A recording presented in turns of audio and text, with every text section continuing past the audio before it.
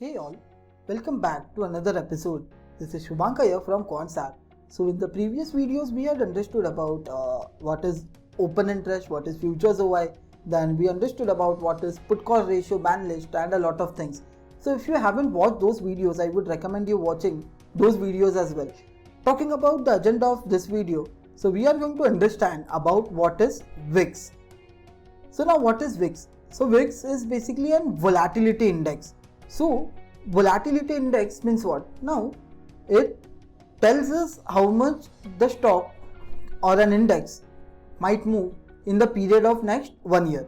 Now let's take an example of India VIX. So now we need to understand India VIX. Now India VIX is volatility index of India, wherein India VIX tells us how much volatile our index can be, which is Nifty 50. So it tells us in period of next 1 year how much Nifty can move in the upside or the downside direction.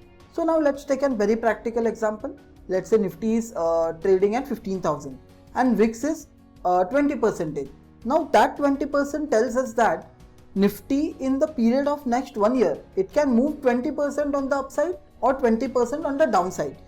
India VIX doesn't tell us the direction of the market. It just tells us that movement can come and how much movement is expected in the period of next 1 year. So I hope what exactly is India VIX, that concept is clear.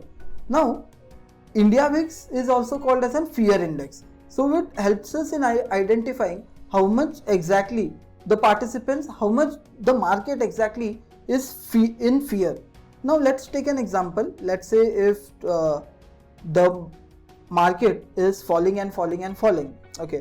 So I would say the buyers, whether it can be call option buyers or futures buyers, they are going to face that heat of the movement. They are going to feel that fear, right? So that fear will lead to increase in the VIX, which is volatility index. So the more the fear, the more is the VIX in the market. So it is called as a fear index as well. Now the most important question which we get is, what is the difference between India VIX and volatility? Are they the same thing?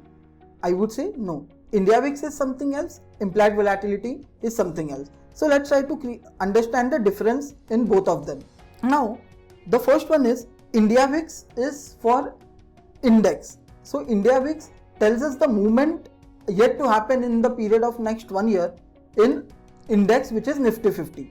But implied volatility is for stocks and for strike prices.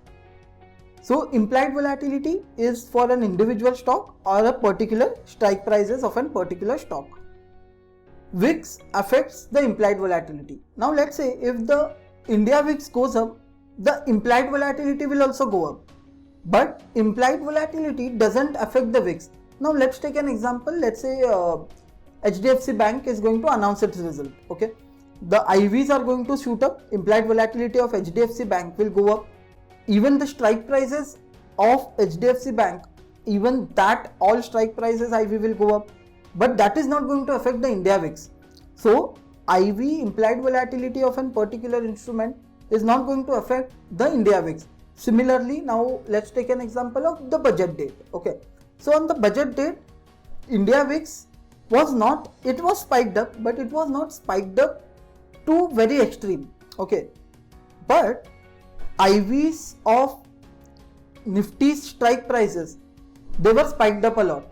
So which indicates that India implied volatility is not going to affect India VIX, but India VIX is definitely going to affect implied volatility. So now talking about when the spikes happen in India VIX and implied volatility. So usually India VIX spikes when unexpected moves come up in the market. Now let's say if coronavirus scenario, India VIX spiked up a lot because that the move was unexpected. But implied volatility surges up, I would say goes up when there is a known event in the market. Let's say result of a particular instrument. It can be budget date, it can be announcement of the RBI's policy and all those things. The known event will lead in rise of implied volatility. But an unknown event will lead in spike of India VIX. Now, the most important question is where we are going to find out the value of India VIX. So all we need to do is just open our application, and all we need to do is just search in the search panel VIX. So there is a tool name itself as India VIX, so which will tell us the historical as well as the current data of the India VIX, wherein it will tell us the green color line is showing us the VIX on that particular day, whereas the orange line on the graph is indicating us Nifty's futures price. So now talking about the impact of India VIX on price of Nifty, wherein it has been observed in the past, and also it is a general perception of the market that if the VIX goes up. Now talking about the price of I would say the VIX versus Nifty, India VIX versus Nifty. So it has been general assumption of the market that whenever VIX goes up, Nifty's price goes down. Whenever VIX goes down, Nifty's price goes up. Now let's try to understand a simple scenario and why is not that true. It has been also observed in the past that whenever VIX has gone up, I would say Nifty has been dropped, and wherever VIX has gone down, Nifty has gone up. Now why is not that going to be the case always, and why is not that true? So because now let's say for an example, if Nifty has a drop from here, okay, for due to a small bad news in the market. So Nifty has had a small drop due to a small bad news in the market. So there might be a case wherein VIX might not go up. There might not be that fear in minds of the market, because they might have just accepted the fact, and they are thinking now the market might not go in the same direction. So VIX might remain stable or even go down further. So that is not the case always, wherein whenever VIX goes up, Nifty is going to go down, and whenever Nifty goes up, VIX is going to fall. That is not going to be the case always, but although we have observed it in the past. Now, as we understood that what is VIX, and it is calculated as per, and it is giving us the ideal movement in Nifty over the period of next 1 year.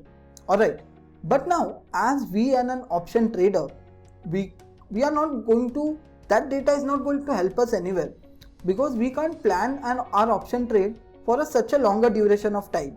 Instead, if we get an ideal range of VIX, or I would say ideal range of Nifty's movement, let's say for period of next 1 week, 1 month, or probably a day, so that will be much more of an help, right? So obviously we can go ahead and do it. So now using the VIX, India VIX, we can calculate Nifty's movement even for a day, even for a week, and as well as monthly as well. Now how we are going to do that?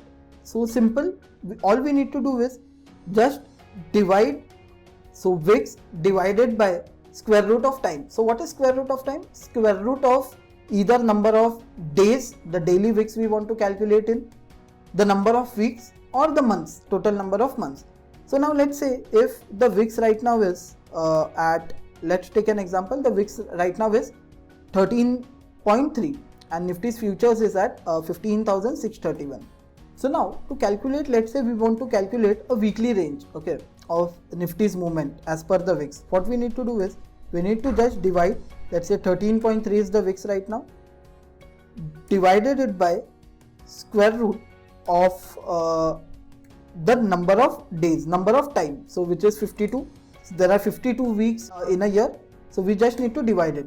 So this is the Nifty's expected movement over the period of next 1 week, so which is 1.84.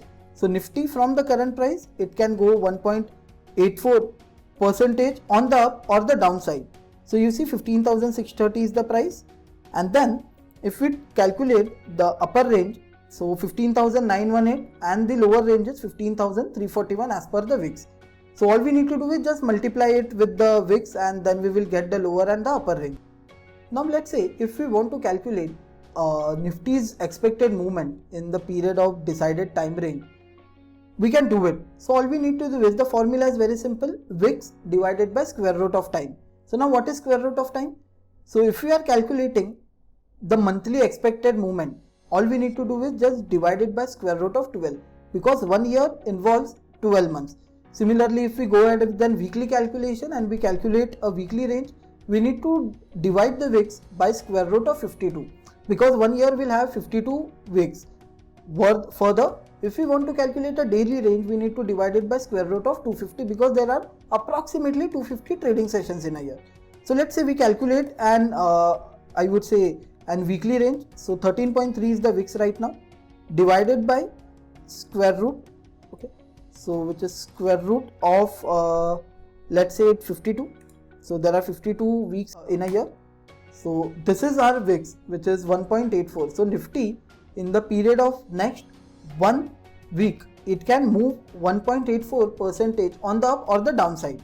So then we can multiply it with the current price of Nifty. So let's say it is 15,630. Okay, then we can get the lower range and the upper range of Nifty as per the India VIX right now. So the lower range is 15,341 and the upper range is 15,918. Basically, we have just multiplied it with the VIX itself, the current price, and we have added it. And on the downside, we have deducted it from the multiplication of the VIX and the Nifty's futures. That's it. So summing it up very quickly, what we understood is, we understood what is India VIX. It is an yearly movement, expected movement in Nifty over the period of next 1 year. Then we understood why it is called as an fear index, difference between implied volatility and India VIX. Then further we understood, I would say, how exact the movement of India VIX in comparison with Nifty's price. And then we understood the calculation of Nifty's lower and upper range using the India VIX, where we can calculate daily, weekly and monthly range as well using the India VIX. So I would say that pretty much was it from this video. So if you have liked this particular video, do hit the like button, do hit the subscribe button, do not forget to hit the bell icon, so whenever we post something, you will receive a notification. Thank you.